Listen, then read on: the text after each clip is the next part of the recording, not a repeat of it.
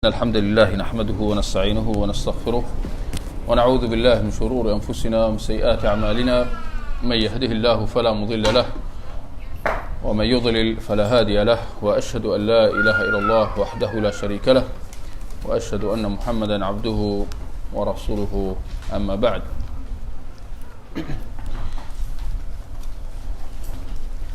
Tuan-tuan muslimin dan muslimat yang dirahmati Allah, kita lihat kitab bacaan kita, Akidah Sahih yang wajib diyakini oleh setiap seorang Muslim, karangan Syekh Abdul Salam Barjas rahimahullah.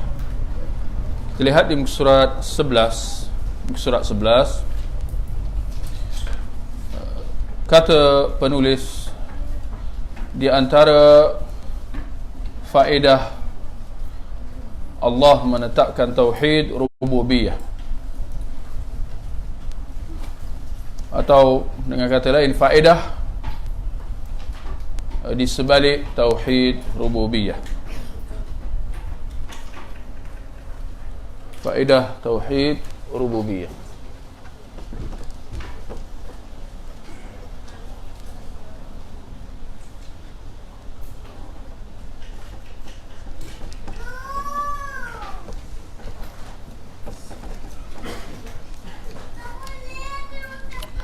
Baik, kata penulis, sesungguhnya Allah menetapkan tauhid rububiyah ini untuk menetapkan dan menguatkan menguatkan sisi ketuhanannya, dan untuk menjadi petunjuk akan wajibnya mengesakan Allah dalam hal uluhiyah, yakni ibadah. Kerana tauhid rububiyah mengharuskan, yakni mewajibkan.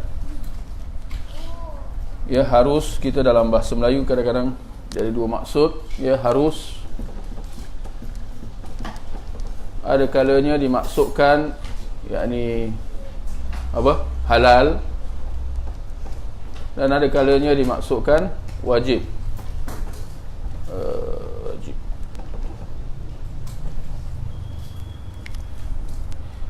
Jadi bergantung kepada konteks. Ya.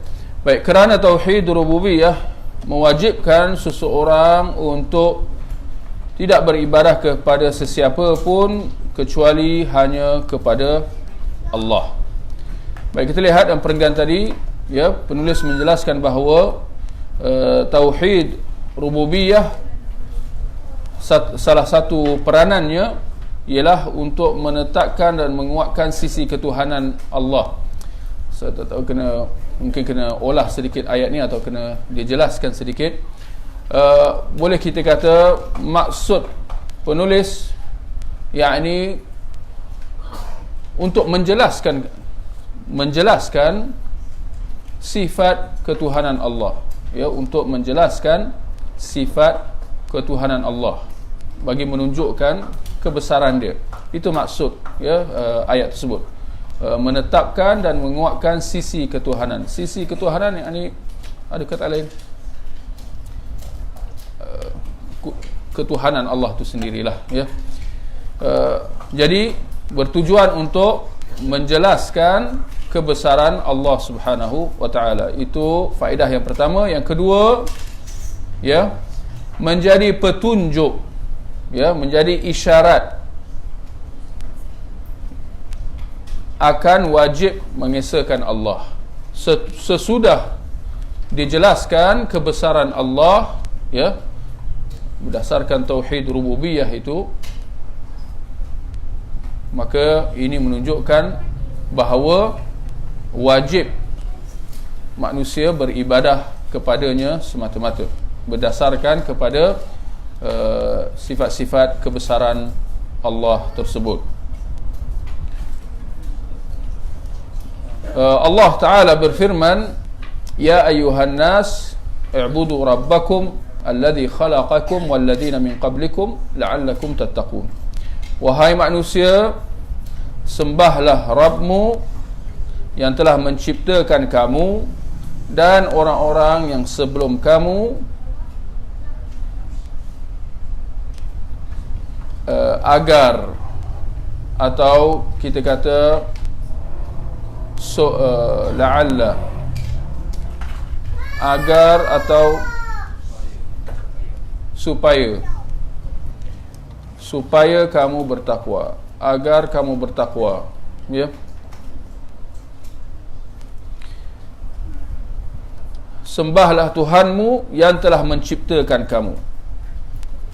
Jadi yang menciptakan kamu itu adalah tauhid rububiyah.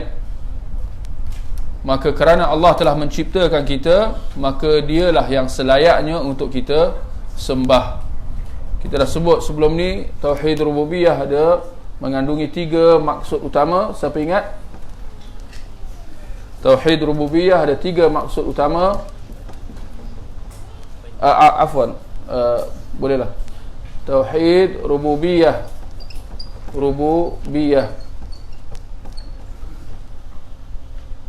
atau rububiyah itu sendiri dia ada 3 maksud utama. Apa? Pencipta, pemilik, dan ketiga pengurus, ya. Alam semesta. Baik. Kemudian surat 12 seterusnya Allah juga berfirman, dzalikumullahu rabbukum lahul mulk la ilaha illahu fa anna tusrafun. Yang berbuat demikian itu adalah Allah Rabb kamu, Rabb yang memiliki kerajaan. Jadi tuan-tuan boleh gariskan, Rabb yang memiliki kerajaan. Tadi dalam ayat sebelum tadi kita dah gariskan yang telah menciptakan kamu, ya. Jadi ayat yang pertama kita baca tadi, poin dia ialah yang telah menciptakan kamu, pencipta. Allah selaku pencipta. Dalam ayat yang kedua ini, Allah selaku apa? Pemilik kerajaan, pemilik alam semesta ini. Tidak ada apa tuan-tuan, betul kan? Tidak ada, jangan kata ilah, itu bahasa Arab lah, ya. Apa bahasa Melayu kita? Tidak ada sembahan, betul kan terjemahan tu, ya. La ilaha, tidak ada sembahan, ya. Jadi saya ingat ini penambahbaikan yang wajib kita buat supaya kita jadi jelas, supaya masyarakat jadi jelas tentang erti tauhid, erti ilah, ya, bukan sekadar Tuhan. Tidak ada sembahan selain dia. Maka mengapa kamu dipalingkan, ya?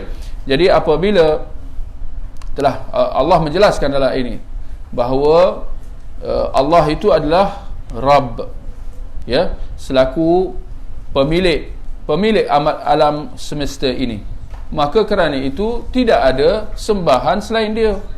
Apabila dia satu-satunya pemilik alam semesta ini,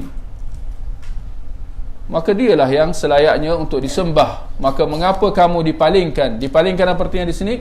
Yang ini dipalingkan ke arah menyembah yang lain, menyembah pemilik yang diada-adakan, yang disangka-sangkakan, ya, sedangkan mereka bukan pemilik yang sebenar, ya, pemilik alam semesta ini. Seterusnya Allah Ta'ala juga berfirman, فَلْيَعْبُدُوا رَبَّ هَذَا الْبَيْتِ الَّذِي أَطْعَمَهُمْ مِنْ جُوعٍ وَآمَنَهُمْ مِنْ خَوْفٍ. Sebelum tu tuan-tuan perhatikan, saya tidak membaca a'udzubillah, ya, saya dah sebut sebelum ni banyak kali. Kenapa kita tidak membaca a'udzubillah di sini?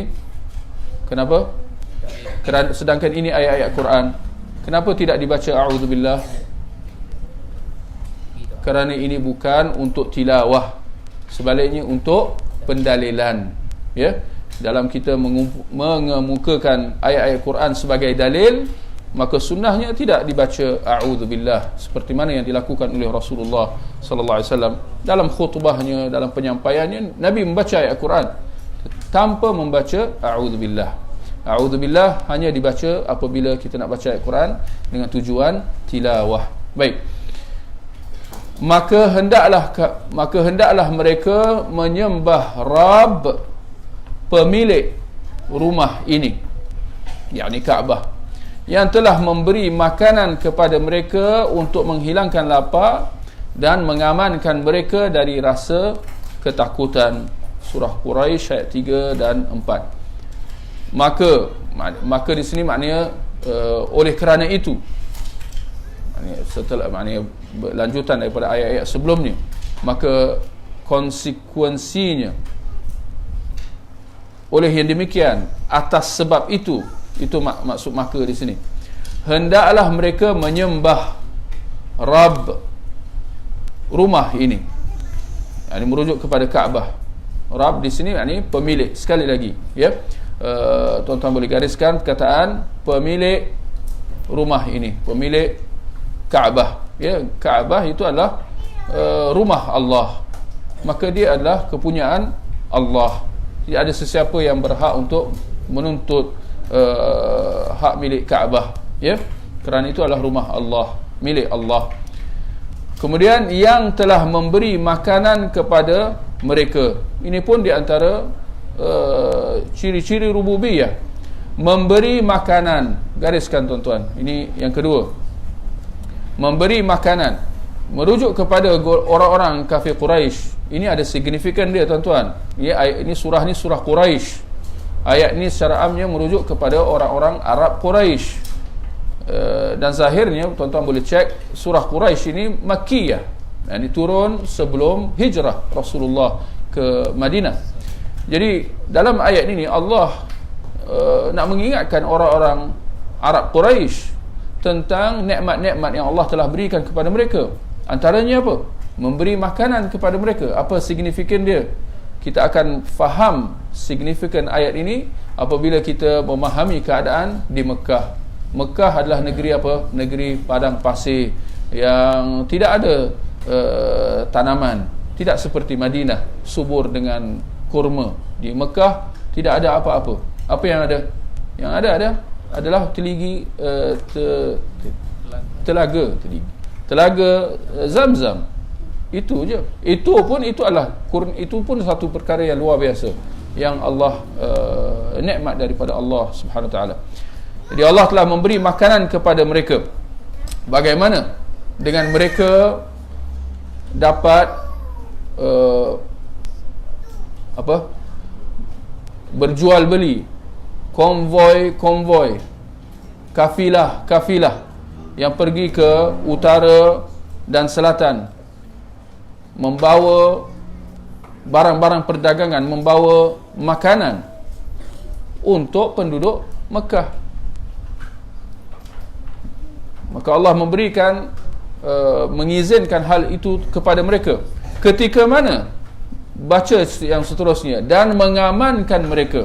Gariskan, mengamankan mereka. Ini pun satu benda yang luar biasa bagi penduduk Mekah.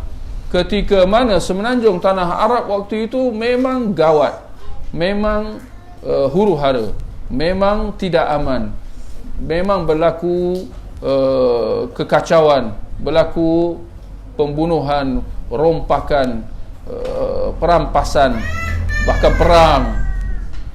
Tetapi dalam keadaan itu semua di sekeliling Mekah secara khasnya dan semenanjung tanah Arab secara amnya, bumi Mekah itu secara khususnya terus kekal aman. Ini adalah satu mukjizat, satu perkara yang luar biasa. Siapa yang memberikan keamanan kepada bumi Mekah itu, ketika mana di sekeliling Mekah itu, siapa yang keluar je daripada bandar Mekah waktu itu memang tak selamat. Dia akan dirompak, dia akan dirampas harta dia, sila air bulan kena bunuh. Tapi kalau masuk saja bumi Mekah tu, memang rata-rata orang Arab secara amnya, penduduk semenanjung tanah Arab, memang mereka rasa hormat bila masuk je bumi Mekah tu, mereka rasa takut, rasa hormat dengan Kaabah yang ada di depan mereka. Maka membuatkan mereka tidak melakukan perbuatan-perbuatan yang mereka lakukan di luar tanah Mekah, ya. Dari mana datang hal tersebut? tidak lain dan tidak bukan daripada Allah Subhanahu wa taala, ya. Baik. Kata penulis, dalam ayat-ayat ini, ya, Allah Taala menyebutkan bahawa dialah satu-satunya yang menciptakan mereka. Zat tu tak payahlah, ya. Dialah satu-satunya yang menciptakan mereka dan memberikan rezeki kepada mereka. Gariskan, menciptakan mereka, memberi rezeki. Ya, ini di antara ciri-ciri rububiyah, ciri-ciri ketuhanan Allah. Dalam hal ini, mereka tidak memiliki keraguan sedikit pun padanya. Ini hakikat. Ini fitrah. Ini fitrah manusia. Bahawa jauh dalam lubuk hati sanubari setiap seorang manusia tu, dari dulu zaman jahiliah sehingga ke hari ini, semua mengaku bahawa, ya, dia telah diciptakan. Dia bukan diciptakan oleh mak bapak dia. Dia bukan dicipta tanpa ada pencipta. Dan dia bukan menciptakan diri dia sendiri. Maka tinggal lagi hanya ada satu je kemungkinan, bahawa dia telah diciptakan oleh Tuhan yang Maha Esa, ya. Dan memberikan rezeki. Ya, lihat bagaimana rezeki datang, ya, tak semena-mena. Dan dalam hal ini, ya, maka Allah menjadikan tauhid rububiyah ini sebagai hujjah atas mereka tentang wajibnya mengikhlaskan ibadah hanya untuk Allah, ya. Tauhid rububiyah, hujjah wajibnya mengikhlaskan ibadah hanya untuk Allah, ya. Jadi nak kata asasnya ialah tauhid rububiyah. Maka rentetan daripada tauhid rububiyah, kesan daripada tauhid rububiyah, datangnya tauhid uluhiyah, ya. Rububiyah yakni tauhid tentang ketuhanan Allah. Allah sebagai Tuhan, sebagai pencipta, pemilik, pengurus alam ini, ya. Maka apabila hal ini telah pun diakui, ini telah tauhid rububiyah ini adalah fitrah. Manusia secara amnya mengakuinya. Sehingga ke hari ini, tuan-tuan, orang-orang Yahudi, Kristian hari ini mengakui hal ini. Perkataan yang mereka gunakan God. Hari ini, sampai ke hari ini mereka gunakan perkataan God, merujuk kepada Tuhan yang Maha Esa. Orang Kristian, orang Yahudi dengar apa perkataan-perkataan yang dia orang guna, ya. Kecelaruan mereka tentang Nabi Isa AS itu letak di tepi sebentar. Mereka dalam masa yang sama mereka mengakui ada Tuhan yang Maha Esa, ya. Mereka namakan sebagai God, ya. Baik, maka ini adalah fitrah. Maka tinggal lagi tauhid rububiyah ini perlu dilengkapkan dengan tauhid uluhiyah. Yani itu satu tambahan, apa kita kata, tambahan automatik, satu kelaziman. Bila kita dah mengaku tauhid rububiyah, dia tak boleh berhenti di situ. Dia mesti dilengkapkan dengan tauhid uluhiyah. Kalau kita dah mengaku tauhid rububiyah, maka hendaklah dialah Allah lah yang selayaknya untuk kita sembah semata-mata, ya. Itu maksud dia. Penulis kemudian membawakan firman Allah, Qulil hamdulillah wa salamun ala ibadihi alladhina istafa Allahu khairun amma yusyrikun. Katakanlah, yakni wahai Muhammad, segala puji bagi Allah dan salam sejahtera atas hamba-hambanya yang dipilihnya, yang dipilih oleh Allah. Apakah Allah yang lebih baik ataukah? Adakah ada ataukah? Apakah Allah yang lebih baik ataukah? Apa yang mereka persekutukan? Di sini Allah mengajukan soalan, tetapi dalam bentuk pengingkaran. Ini dinamakan bahasa Arab istifham istinkari. Persoalan yang bukan menuntut kepada jawapan, tetapi persoalan yang berbentuk pengingkaran. Pengingkaran atas apa yang dilakukan oleh orang-orang yang diajukan kepadanya persoalan tersebut. Ya.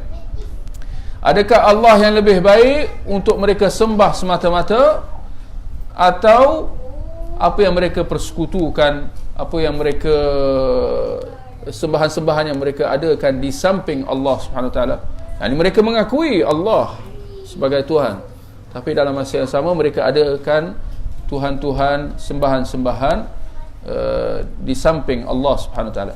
Allah tanya, yang mana yang lebih baik?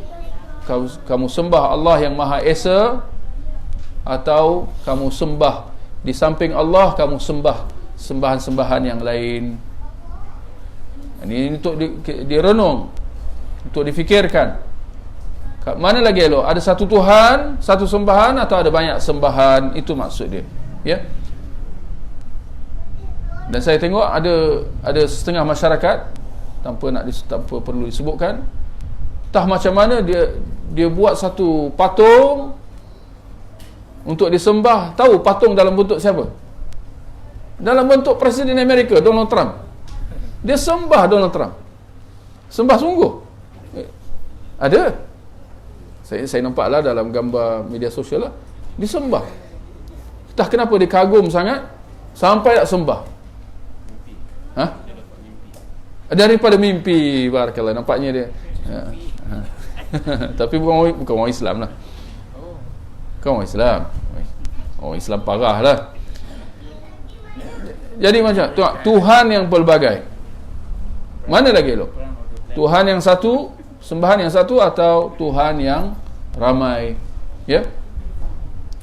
Bukankah dia, maka ini hujah kenapa Allah yang layak untuk disembah semata-mata. Bukankah dia, yakni Allah yang telah menciptakan langit dan bumi? Gariskan perkataan menciptakan langit dan bumi. Dan yang menurunkan air dari langit untukmu, gariskan menurunkan air dari langit, yakni hujan. Ini hakikat. Manusia tak boleh ada apa? Tak berkuasa untuk nak menurunkan hujan. Tak ada makhluk yang berkuasa untuk turunkan hujan. Dari zaman dulu sampai ke hari ini, manusia dengan segala macam teknologi tak mampu nak turunkan hujan. Ya. Mereka boleh meramal, boleh buat ramalan, tapi itu pun banyak saja silap. Ya. Boleh buat ramalan berdasarkan pengalaman-pengalaman, tetapi mereka tak mampu nak tentukan secara yakin dan pasti. Apatah lagi nak memaksa hujan tu turun, atau nak menghalang hujan tu turun. Kerana hanya Allah yang berkuasa menurunkan hujan. Lalu kami tumbuhkan dengan air itu kebun-kebun.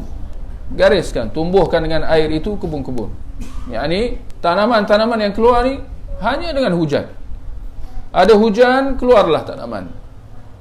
Tak ada hujan, tak keluarlah tanaman. Tetapi ada kalanya hujan turun tapi tak keluar tanaman. Betul atau tidak? Di padang pasir. Menunjukkan apa? Menunjukkan bahawa ini kita hatta dengan segala macam teknologi, ya, kita boleh berusaha untuk nak tanam, tapi sejauh mana keluar tanaman itu hanya dengan ketetapan dan izin Allah Subhanahu Wa Taala. Dengan segala macam teknologi, cubalah tanam di padang pasir, ya, boleh atau tidak? Maka nak kata bahawa hujan dan turunnya hujan, keluarnya tanaman itu dengan kuasa dan izin Allah Subhanahu Wa Taala.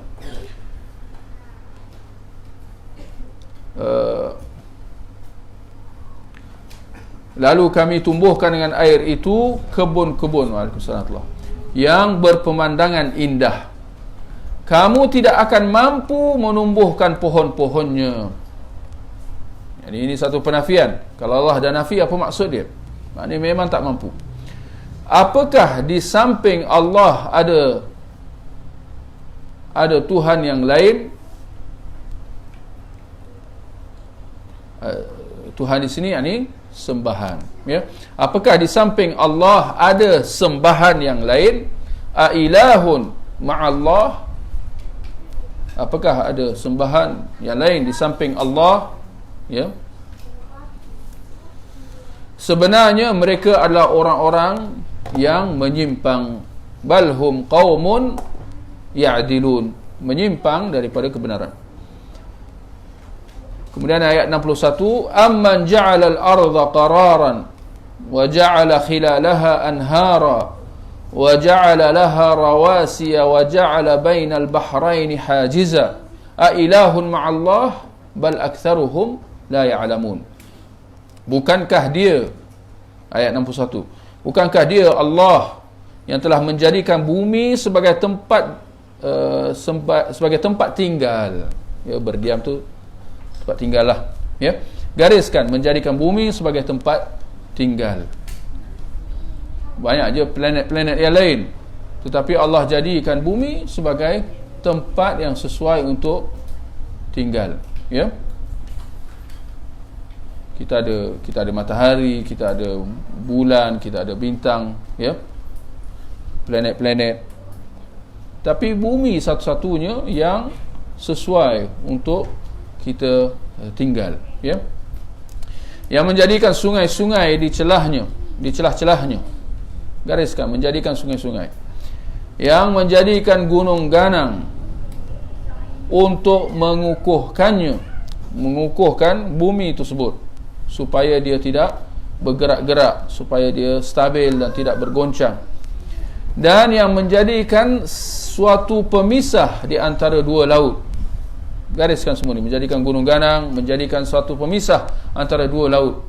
Ini semua manusia, teknologi sampai hari ni tak mampu nak buat semua ni. Ada teknologi boleh buat gunung, ya, ada teknologi boleh buat sungai, ya.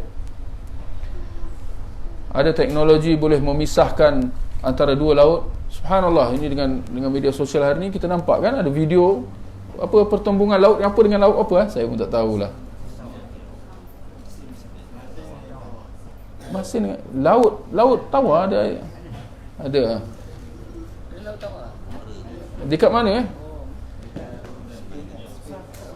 pertamanya yang apa? Satu pemisah di antara dua laut. Ini pemisah antara sungai dan laut itu dah satu hal. Betul? Sungai tawar, laut masin. Sungai air dia boleh minum. Laut kalau minum mati. Subhanallah. Ya? Ha? Ada laut tawar di mana? Sudan. Apa laut kat bawah tu? Kita geografi banyak out lah. Kita tahu laut Cina Selatan je. Itu pun Cina tuntut. Ya. Ada di antara laut-laut yang besar ni. Ada garis pemisah. Ada satu video menunjukkan orang tengah naik bot tu, dia nampak beza. Ini bukan pencemaran. Tak, ini tengah laut. Pencemaran apa? Tengah laut tapi boleh nampak warna dia berbeza. Dan semacam ada garisan di tengah-tengah laut tu. Antara laut di sebelah kanan, sebelah kiri. Tapi saya tak ingat apa laut dia. Itu satu lah itu. Nanti macam-macam ada dah. Percayalah bahawa kita ilmu manusia ni banyak yang kita tak tahu, ya, banyak yang kita tak tahu. Baik, apakah di samping Allah ada sembahan yang lain? Ini semua sembahan ganti. Apakah di samping Allah ada sembahan yang lain? Sebenarnya kebanyakan mereka tidak mengetahui, ya.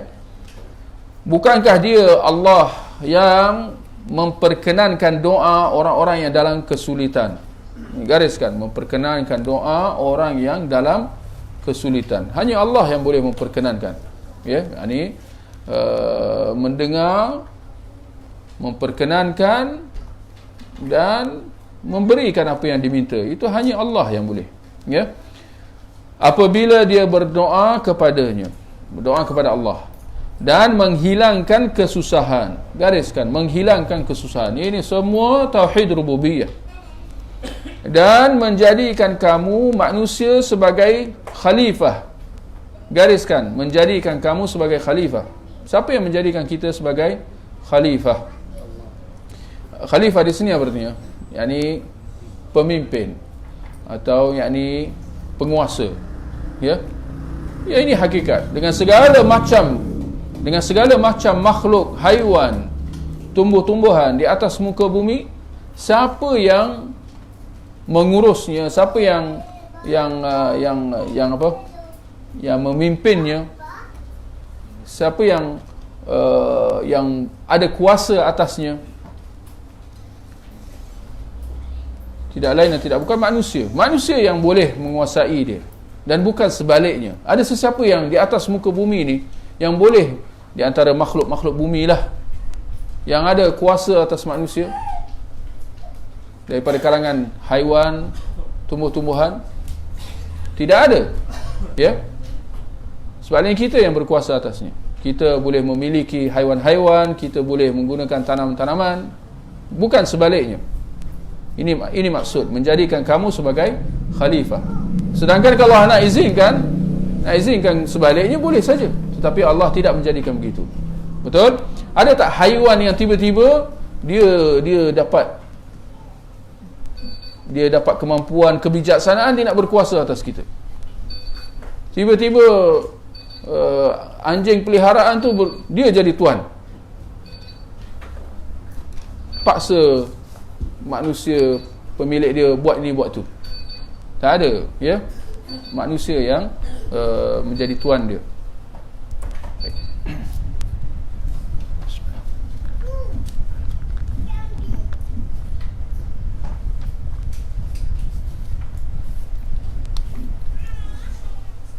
Allahu Akbar, Allahu Akbar, Allahu Akbar,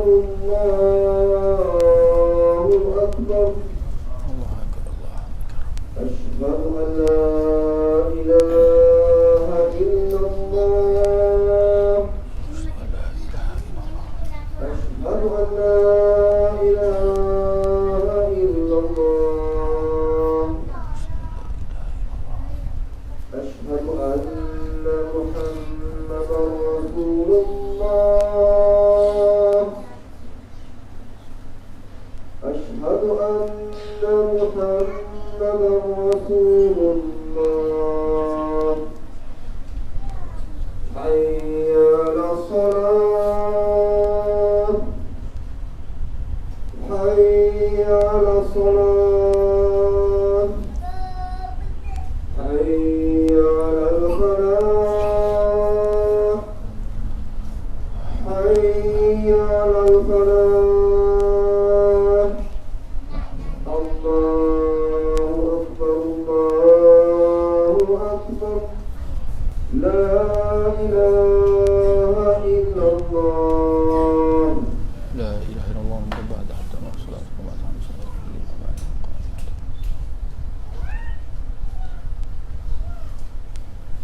Tuan-tuan nak cerita pasal, sebut tadi pasal anjing, tidak dinafikan ada kalanya anjing tu dia nak menguasai tuan dia. Berlaku, tuan-tuan, berlaku. Tapi bukan macam mana, tapi insyaAllah kita boleh ambil pengajaran. Anjing tu ada kalanya dia nak jadi bos. Dia orang kata, ni sekarang maklumat je lah, yang kata kalau tengok orang yang dia kata walk the dog, bawa anjing tu jalan-jalan, anjing ni kena bawa jalan-jalan. Kenapa? Kerana dia ada banyak energi, banyak tenaga. Kalau disimpan je kat dalam rumah, nanti dia jadi restless, dia jadi tak tentu arah, dia lompat, dia kacau lah tuan dia. Jadi kena bawa dia keluar. Saya bila cerita pasal anjing ni, kadang-kadang teringat anak-anak pun macam tu juga. Kalau dia biar dia terperat dalam rumah, dia lompat, wah. Kadang-kadang waktu malam-malam tak boleh tidur, dia lompat lagi. So kadang-kadang nak di tips dia buat para ibu bapa yang ada anak-anak kecil, petang-petang bawa dia orang pergi taman permainan, biar dia lompat. Malam nanti confirm semua tidur awal. Ya. Tapi nak kata itu satulah. Tapi anjing macam tu, dia kena bawa dia jalan-jalan. Kalau tidak nanti dia buat hal kat rumah, dia lompat-lompat kat rumah, dia buat macam-macam, kena bawa dia. Tapi dia orang kata, ini dia, nak tahu hubungan antara anjing dengan pemilik tu siapa bos, tengok siapa yang jalan kat depan. Kalau anjing dia jalan depan, maknanya dia bos, dia memimpin tuan dia. Pernah tak nampak ini? Kita alhamdulillah, kita orang masyarakat kita ni, Melayu kita ni fahamlah bab anjing ni. Tapi nak tengok masyarakat barat lah, pernah tak tengok dia tengah pimpin anjing, anjing tu lari-lari bawa dia, dia berkejar belakang anjing dia. Ini maknanya anjing dia yang telah naik kepala. Dan memang itu satu hubungan yang tak sihat. Dan kadang-kadang kalau kat rumah, anjing tu nak tidur atas katil. Kalau anjing tidur atas katil tuan dia, maknanya dia telah menguasai katil tu. Ya, betul. Dan ini sekali lagi hubungan yang tak sihat. Jadi ini nak cerita pasal anjing lah. Walau macam mana, point dia di sini tuan-tuan, nak kata macam mana, nak kata bahawa haiwan ni ada kecenderungan untuk dia nak jadi ketua, pemimpin atas pemilik dia. Tetapi kesudahan dia ada batas dia. Betul atau tidak? Kesudahan dia tidak akan mampu untuk menguasai tuan dia tadi. Kenapa? Kerana Allah dah tetapkan bahawa manusia dialah khalifah di atas muka bumi ni. Ini satu lagi poin yang saya boleh nak sebut, bahawa bila Allah kata, apa ayat dia tadi, wa yaj'alukum khulafa'al ard, dan dia menjadikan kamu sebagai khalifah di atas muka bumi. Ini menunjukkan, ayat ni saja sebenarnya secara pasti menunjukkan bahawa tidak ada makhluk-makhluk selain daripada apa yang kita sudah sedia maklum, daripada haiwan dan tanaman. Tidak ada makhluk-makhluk yang lain yang boleh mencabar kelangsungan manusia di atas muka bumi. Tak ada. Makhluk asing lah maksud saya di sini. Alien lah. Kan kita selalu dimomokkan bahawa manusia diancam oleh kuasa-kuasa di luar sana. Maka hendaklah UFO,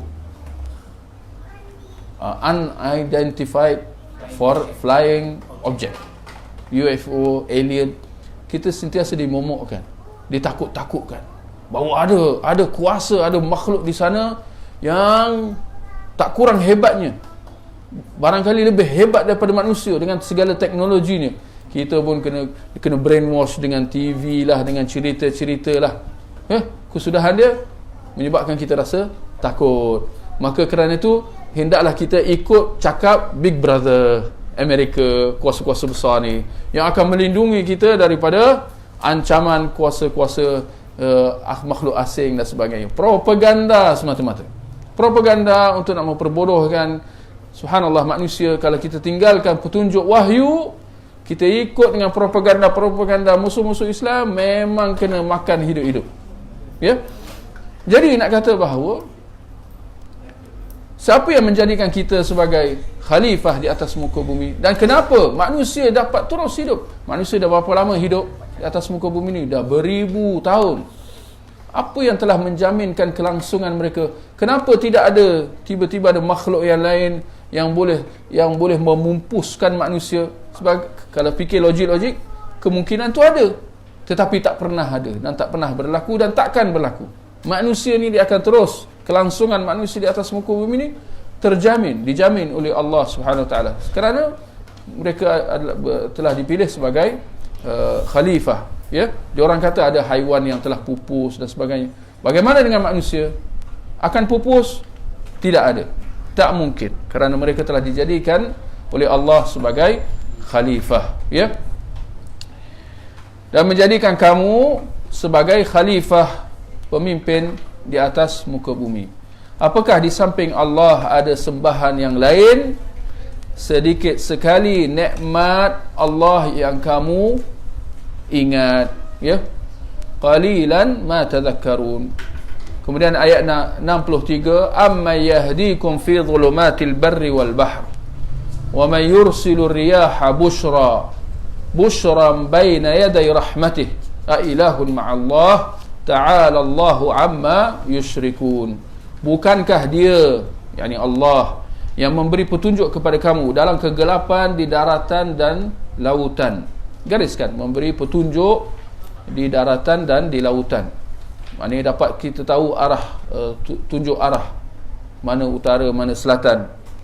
Siapa yang memberi petunjuk itu semua, ya? Dan yang mendatangkan angin, gariskan, mendatangkan angin sebagai khabar gembira sebelum kedatangan rahmatnya, yakni hujan lumrah biasa. Kalau sebelum hujan kita akan rasa angin, kita akan rasa, ya, perubahan cuaca di sekeliling kita, daripada panas jadi sejuk, ya, sebelum hujan datang. Siapa yang mendatangkan angin? Angin ini pun satu benda yang luar biasa. Manusia dengan segala macam teknologi, ya, dan kemajuan tak boleh mencipta angin, ya. Apakah di samping Allah ada sembahan yang lain? Maha tinggi Allah, ta'ala Allah, maha tinggi Allah amma yusyrikun, terhadap apa yang mereka persekutukan, ya. Baik, kata penulis, pada semua ayat ini atau dalam semua ayat ini Allah mengingkari perbuatan orang-orang musyrik yang mengakui bahawa Allah adalah satu-satunya yang menciptakan langit dan bumi. Dialah satu-satunya yang maha memberikan manfaat dan mudarat. Maka sesungguhnya pengakuan mereka ini tidak bermanfaat buat mereka, kerana mereka telah menjadikan sembahan-sembahan lain selain Allah. Jadi dalam ayat-ayat tadi, ini semua pengingkaran ke atas terhadap orang-orang musyrikin yang mengadakan sembahan-sembahan selain Allah. Ketika mana mereka mengaku semua yang telah tuan-tuan gariskan tadi, semua itu hatta hingga ke hari ini, ini semua hujah-hujah yang tidak boleh diingkari oleh orang-orang kafir, orang-orang musyrikin, bahawa ini bukan diada-adakan oleh manusia atau diadakan oleh makhluk-makhluk mana-mana. Sebaliknya, ia hanya diadakan, diwujudkan, didatangkan oleh Tuhan yang Maha Esa. Tinggal lagi mengapa mereka tidak mengesakan Allah dalam ibadah mereka semata-mata. Mengapa mereka mengada-adakan sembahan-sembahan selain daripada Allah, ya? Mereka telah menjadikan sembahan-sembahan lain selain Allah yang mereka berdoa kepada sembahan-sembahan tersebut, ya. Kalau tuan-tuan nak gariskan, boleh menjadikan sembahan-sembahan selain Allah yang mereka berdoa. Berdoa itu kena gariskan banyak-banyak. Itu kemuncak syirik mereka sebenarnya. Berdoa, memohon di alam ghaib selain daripada Allah. Inilah kesyirikan, inilah pokok kesyirikan. Inilah masalah besar, inilah isu besarnya kesyirikan orang dahulu sehingga ke hari ini, iaitu dalam soal mereka menyeru di alam ghaib selain daripada Allah, daripada dulu masyarakat Arab jahiliah sehingga ke hari ini. Tapi duka citanya pada hari ini, kesyirikan menyeru di alam ghaib wujud hatta dalam kalangan orang-orang Islam, gara-gara kejahilan mereka tentang hakikat tauhid uluhiyah, ya. Mereka berdoa kepada sembahan-sembahan tersebut seperti mana mereka berdoa kepada Allah. Yani kesyirikan, syirik dalam berdoa, ya. Fenomena ini tentu bertentangan dan menyelisihi syariat dan akal. Tak logik. Kalau kita dah mengaku bahawa Allah lah pencipta, Allah lah pemilik, Allah lah pengurus, Allah lah yang telah mendatangkan semua yang telah disebutkan dalam ayat tadi, jadi kenapa nak seru, kenapa nak doa selain daripada Allah? Tak masuk akal. Bukan itu saja, bahkan itu bertentangan dengan syariat. Tetapi itulah adanya syubhat yang diada-adakan oleh sebahagian kelompok. Mereka mendatangkan syubhat mengatakan bahawa ini bukan syirik, bahkan ini adalah tawassul, mendapat syafaat dan sebagainya, ya. Itu syubhat.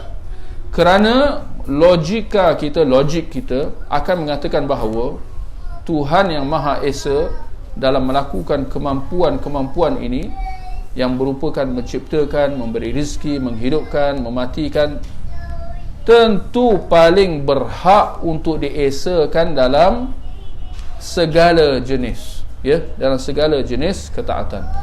ketaatan yakni ibadah, segala jenis ibadah. Oleh kerana itu Allah mengingkari mereka dengan firman-Nya, a ilahun ma'allah, apakah ada sembahan yang lain? Ini terjemahan ni pun satulah, betulkanlah. Adakah sembahan lain selain Allah? Yang lain itu boleh padamkan, ya. Adakah sembahan lain selain Allah? Dan Allah tidak mengatakan kepada mereka, adakah pencipta lain selain Allah? Ini dia, ini poin ni, menarik poin yang dikemukakan oleh penulis di sini. Dalam ayat yang kita baca tadi, Allah mengulang-ulang ayat dia apa tadi? A ilahun ma'allah. Berapa kali Allah ulang dalam setiap ayat itu? Berapa ayat kita baca tadi? Dalam 4-5 ayat. Dan setiap ayat itu Allah ulang a ilahun ma'allah. A ilahun, macam mana je a ilahun? A ilahun ma'allah. A ilahun ma'allahi. Allah kata a ilahun ma'allah, dan bukan Rabbun ma'allah. Ini pentingnya kita betulkan terjemahan tadi, ya. Rabbun ma'allah, ma'allahi. Allah tak kata Rabbun ma'allah, ya.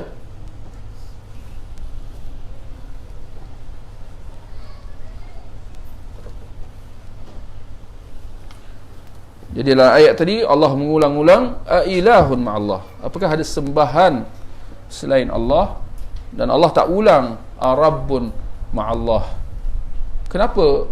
Siapa boleh jawab? Kenapa Allah kata a ilahun dan bukan Rabbun? Ringkas je. Kenapa Allah kata a ilahun dan bukan Rabbun? Rabbun fitrah. Ya. Ya, kenapa? Kenapa Allah tak kata Rabbun? Kalau dalam terjemahan kesudahan ni sama agaknya. Betul lah tidak? Kalau kata Tuhan lah, dua Tuhan. Ilahu ma'allah, adakah ada Tuhan selain Allah? Rabbun ma'allah, adakah ada Tuhan selain pada Allah?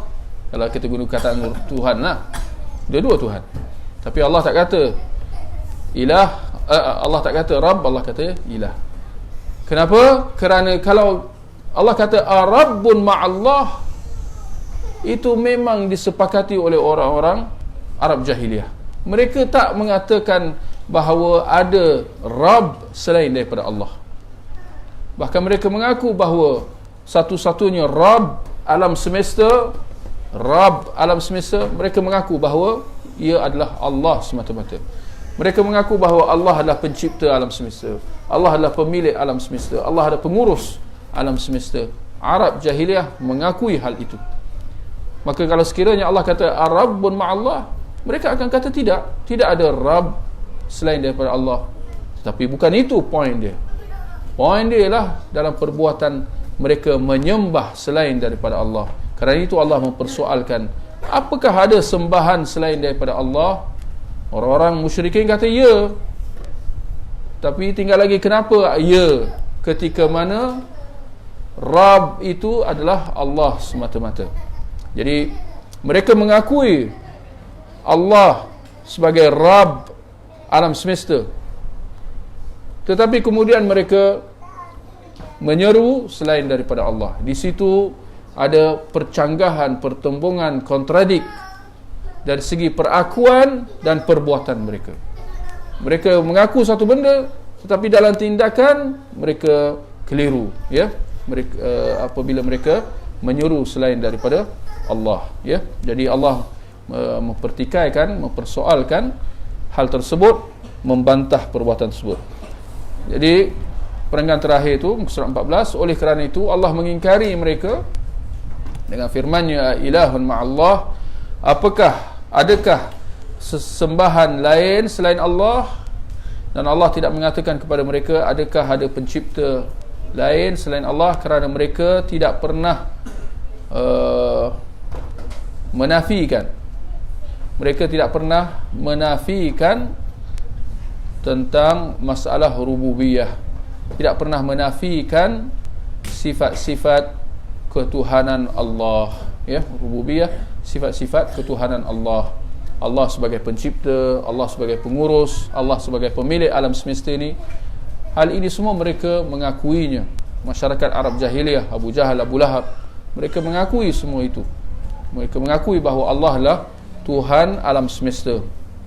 Tinggal lagi mereka keliru dalam cara untuk nak menyembah Allah Subhanahu Wa Taala ketika mana mereka mengadakan perantara-perantara, ya. Baik, saya ingat kita boleh berhenti di situ. Tak boleh tak kita habiskan? Sikit lagi. Batilnya perbuatan syirik kepada Allah dalam hal rububiyah, baik secara akal ataupun berdasarkan dalil, ya, secara akal, secara logik ataupun dari sudut syarak. Allah Ta'ala telah menjelaskan tentang kebatilan perbuatan syirik kepadanya dalam hal rububiyah.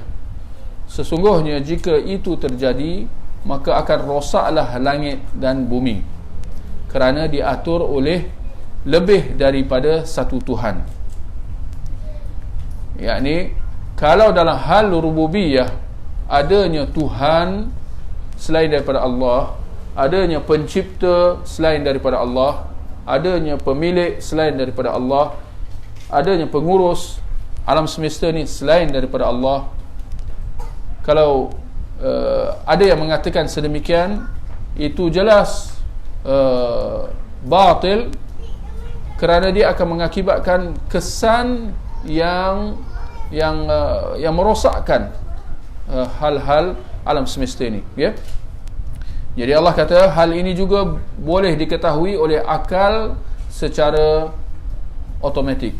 Ya, ini benda ni kalau kita fikirkan, kalau kita fikir tentang kebarangkalian ada pencipta, ada pengurus dan pemilik alam semesta ni di samping Allah dan yang lain, ada lain, kita akan sedar bahawa itu tidak mungkin, ya. Tapi dalam masa yang sama Allah mengemukakan ayat-ayatnya. Allah berfirman, mattakhadallahu min walad wama kana ma'ahu min ilah idzal la dhahaba kullu ilahin bima khalaq wala ala ba'dhum ala ba'd subhanallah amma yasifun. Allah tidak mempunyai anak dan tidak ada sembahan, dan tidak ada sembahan yang lain bersamanya. Sekiranya sembahan itu banyak, sekiranya sembahan itu banyak, maka masing-masing, ya, sembahan itu akan membawa makhluk yang diciptakannya. Tuan-tuan faham ayat ini betul-betul, kerana dia sangat sangat mendalam, sangat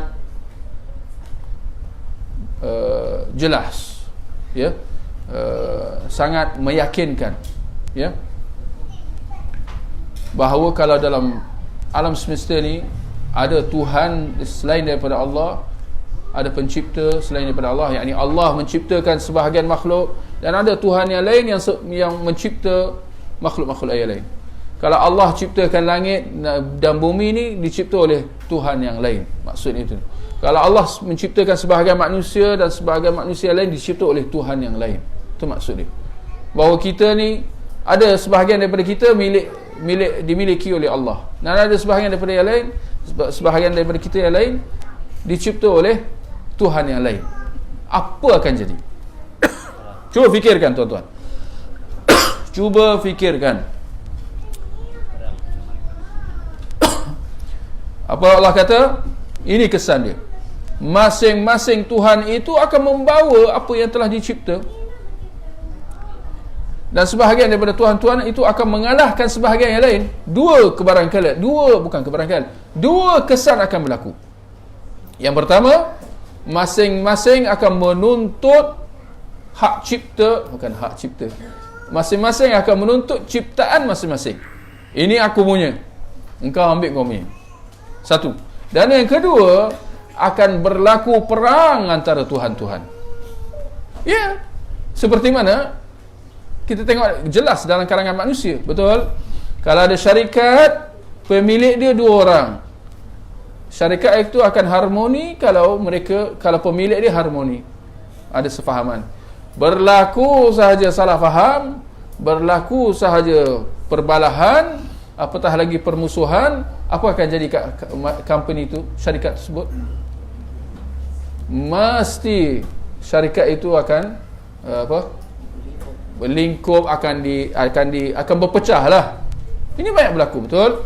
Macam mana syarikat gergasi mula-mula besar, kemudian ya, dia terpaksa dibahagi-bahagikan. Kenapa? Kerana pemilik masing-masing nak menuntut hak masing-masing. Dalam masa yang sama akan ada pemilik-pemilik yang cuba nak menguasai pemilik yang lain, nak beli saham dia, nak beli hak pemilikan dia, betul atau tidak? Ya, kesudahan dia nak memiliki syarikat itu seluruhnya. Demikian juga dalam hal kenegaraan. Pemerintah boleh atau tidak dalam sebuah negara ada lebih daripada satu pemerintah? Boleh atau tidak? Tak mungkin. Kalau ada 2 pemerintah, apatah lagi lebih, masing-masing ada kuasa yang sama, mesti akan berlaku perselisihan, mesti akan berlaku perbalahan. Dan bila berlaku perbalahan, apa berlaku? Masing-masing nak ambil hak masing-masing. Ya, kesudahan dia negara tu berpecah. Pernah tak kita nampak negara-negara berpecah? Ada kesudahan dia, ada utara, ada selatan. Ada ke timur dan barat? Tak dengar pula ada timur barat. Jerman, Jerman. Timur dan barat. Kenapa? Gara-gara ada pemerintah lebih daripada satu, ya. Dan kemudian akan berlaku perang. Mesti berlaku perang. Utara lawan selatan, selatan lawan utara, mesti. Tapi bila kita tengok alam semesta ni, ada benda-benda macam tu. Ada tiba-tiba tuan-tuan rasa, hati aku terbawa nak pergi ke planet manalah, Tuhan aku panggil. Apa-apalah, benda-benda merepek mengarut ni lah. Atau tiba-tiba kita tengok berlaku perang kat langit ni. Wah, Tuhan berperang. Macam imajinasi orang-orang kafir lah. Dah lah dia kata Tuhan tu ramai, kemudian dia mulalah dia membayangkan ada perang lah, ya. Apatah nama-nama Tuhan dia lah. Ada Tuhan api, Tuhan air, Tuhan angin. Ini semua benda mengarut. Kenapa kita kata mengarut? Kerana kita tak pernah nampak berlaku hal-hal yang kita sebut tadi. 2 benda yang kita sebut. Ini 2 perkara asas yang Allah sebutkan, dan memang itu logik yang jelas yang kita nampak berlaku dalam kalangan manusia. Tetapi dalam soal alam semesta ini tidak ada apa-apa daripada itu semua. Menunjukkan apa? Menunjukkan bahawa Tuhan alam semesta ini adalah satu, seperti mana fitrahnya, ya, seperti mana realitinya, hakikatnya. Kemudian dalam ayat-ayat lain, ayat tadi dalam surah Al-Mu'minun ayat 91, dalam ayat-ayat lain, lihat, ini ayat ni tak kurang apa perkataan dia tadi tak kurang mantapnya, tak kurang, ayat semua mantap, ayat Al-Quran semua mantap, tak kurang apa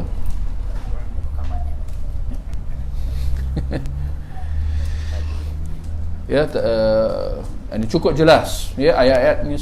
Lihat seterusnya, Allah kata lau kana fihima alihatun illallah la fasadata. Seandainya pada kedua-duanya, langit dan bumi, ada Tuhan-Tuhan selain Allah, tentu kedua-duanya telah binasa. Ini realiti.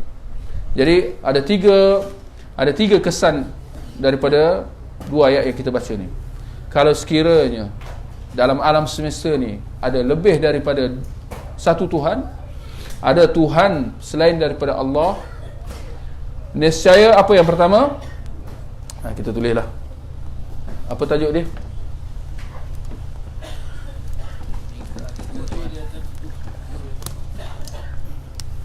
Jika alam semesta ada lebih daripada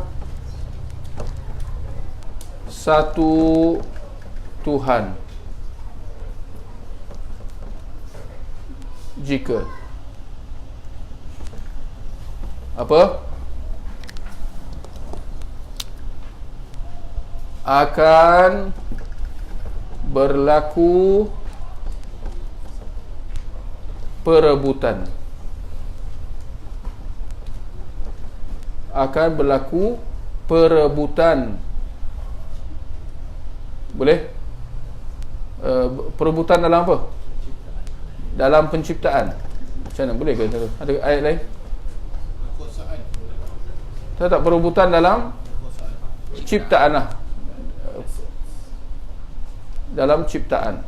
Macam itulah lebih kurang. Nanti boleh baikilah. Yang kedua apa? Ciptaan mereka.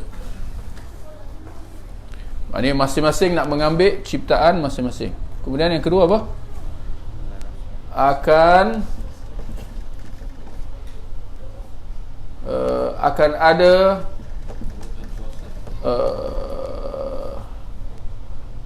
perebutan kuasa. Akan berlaku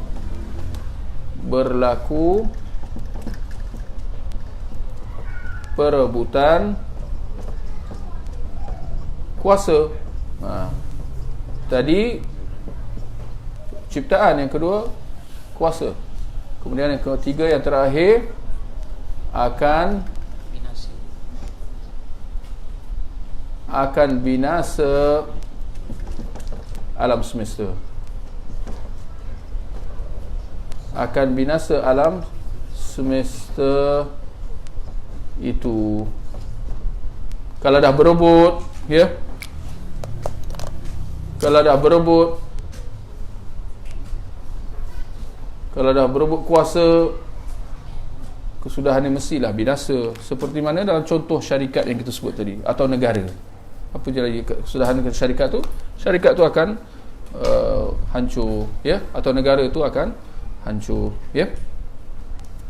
Maka apabila setiap satu ini tidak berlaku, tidak ada berlaku perebutan antara makhluk-makhluk, dan tidak ada perebutan kuasa di dalam alam ini, ya.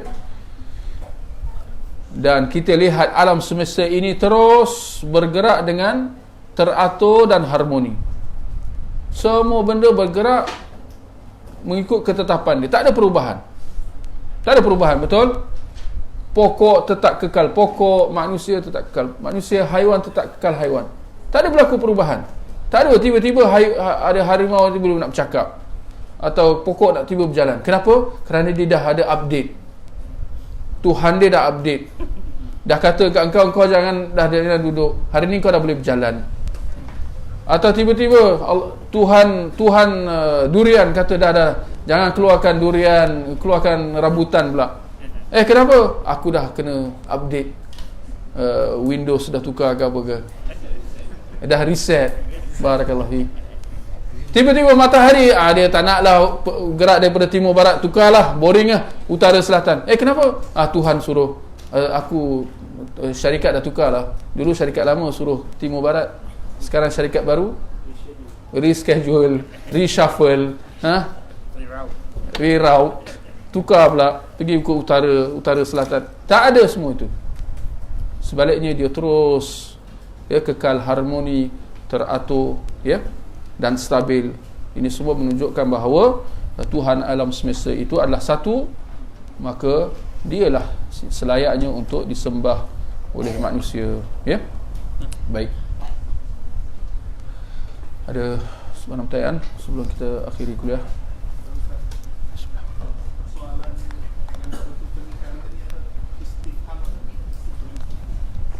Istifham.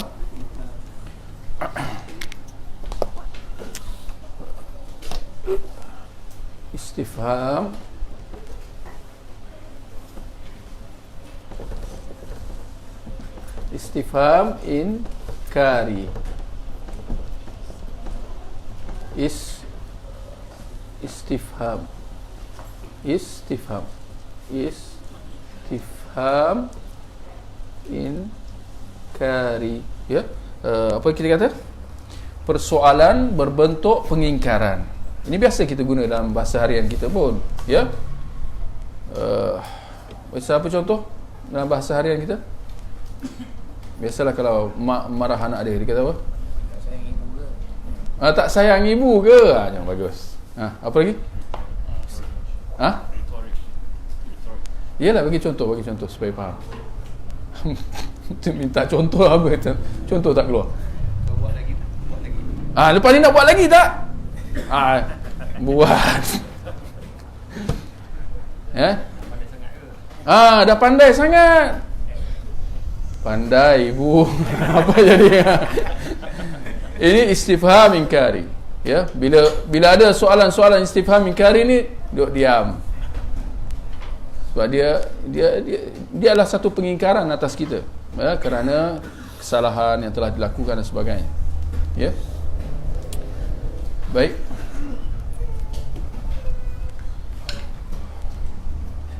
Kita akhiri dengan tasbih kafarah. Subhanakallahumma wa bihamdik, asyhadu an la ilaha illa anta, astaghfiruka wa atubu ilaik.